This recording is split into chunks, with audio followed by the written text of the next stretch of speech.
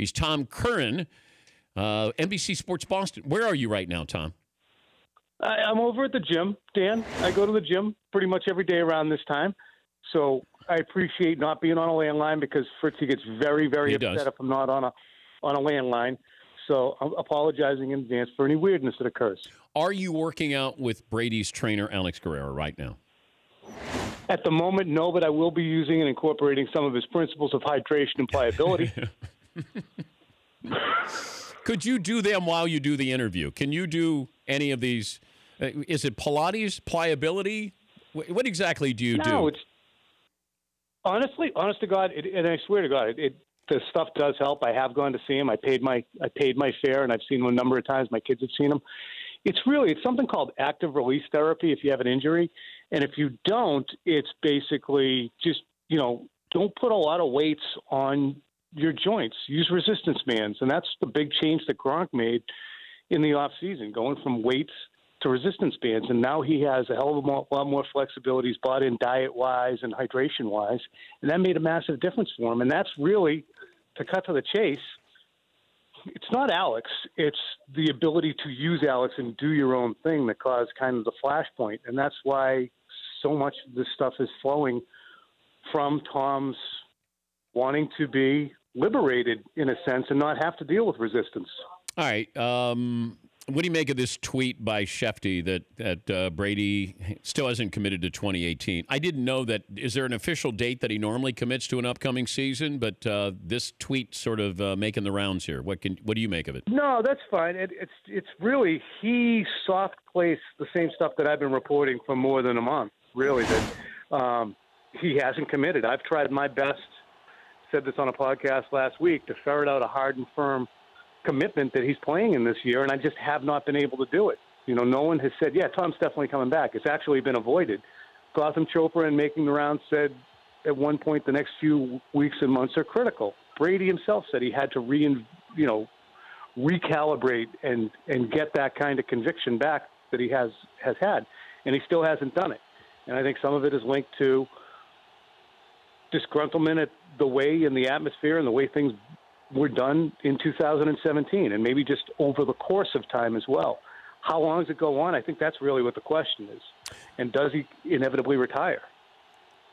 Okay. Ben Volen had a tweet. Because I went on too long. No, it's okay. Ben Volen had a tweet this morning where he said he was hearing that maybe Brady's doing this on purpose. That kind of creating some drama for Belichick in the offseason. What do you make of that? Is that tongue-in-cheek, or is that something that Ben is being serious about? No, I don't think that's tongue-in-cheek, and I absolutely think that look, I think that when Tom notes through Giselle in Tom versus Time that he wants to feel appreciated and have fun. Well, if he doesn't feel appreciated for taking less money over the years and putting himself out there and always taking the bullets for the franchise, when anytime there's a conflict, what better way to show that you feel unappreciated than wait until your safety net is removed from the picture and then all of a sudden say, you know what, I'm not actually sure I'm going to keep playing or not. I think there is an aspect of it, yeah.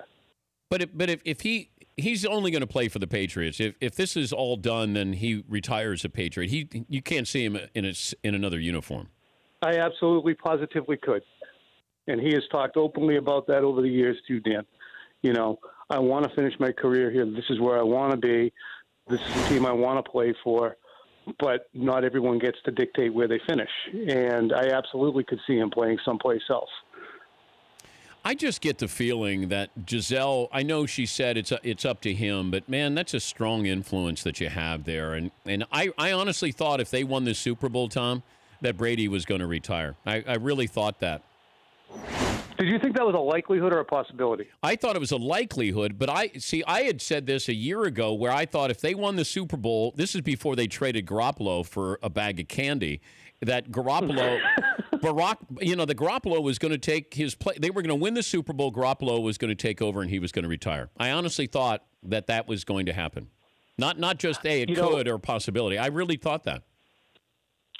And here's the thing, it's not just Giselle. I remember in 2012, I actually went to, at BU, one of those concussion seminars with Tom Brady's dad. we have talked in the past, he and I, about it and his concerns, Mr. Brady. And he said, you should come and see this with me. So we went over there. So it's very much in the forefront of his dad's mind and his mom's mind. And at 40 years old with 3 kids who are, not just little balls of meat with eyes, they're working humans. I think that he's getting a different perspective on things. And his mother's mortality that he experienced last year, all of those things factor into it. Then throw in, the Malcolm Butler situation. If you look at Danny Amendola's quotes earlier this week, talking about blood, sweat, and tears put in, almost insinuating that he felt betrayed. If he feels that way, how must Brady feel? Well, also, and I do applaud Belichick because he didn't spill any gossip on Malcolm Butler. I don't know if that plays out in the locker room at all, that he, there's no gossip about Malcolm Butler and why he sat him down. Now, I would be angry that he sat him down in the Super Bowl there, but trying to figure out this whole Tom doesn't feel appreciated, and I don't know. It's interesting, and there's something there, even though they're closed-lip about it. I think that the genesis of it, you mentioned Jimmy, I think the genesis of it probably was 2014, right around this time of year when Belichick stood up and said, we all understand Tom's contract status and his age. And then they went and drafted Garoppolo. And then behind the scenes, Garoppolo was very much well taken care of, very much treated as the heir, while Brady, went about his business leading the team over and over again to a level of success that they had experienced, a decade plus before. So I think that that's throughout that landscape. He's coming to work. He's working for a little bit less, while every day he has to look at his would-be replacement being groomed to replace him. I think that absolutely factors into the quote-unquote unappreciated feel. How high do they draft a quarterback?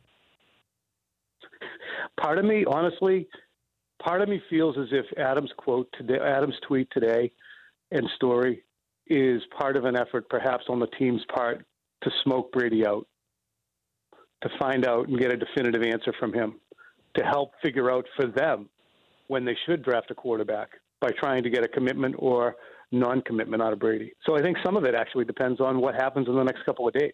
What about Gronk? Did you see him today? There's an Instagram picture of him in a pool in Texas with his girlfriend saying, he's my water ski.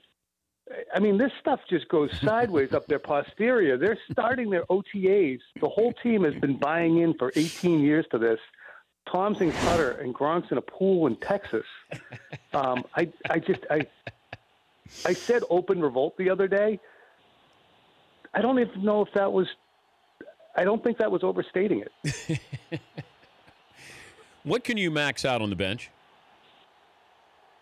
I got long arms, but I don't max out. Come on. This is a personal question. Oh, you're supposed to say that when you come on your show, aren't you? Yeah. Or just height and weight?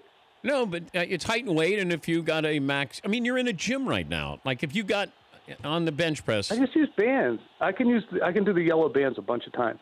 Yeah, I don't care about that. Nobody cares about how many yellow. I can absolutely outshoot you too. By the way. What? Are you high? I'm a better shooter than you. Are you high? I'm a better shooter than you. Wow.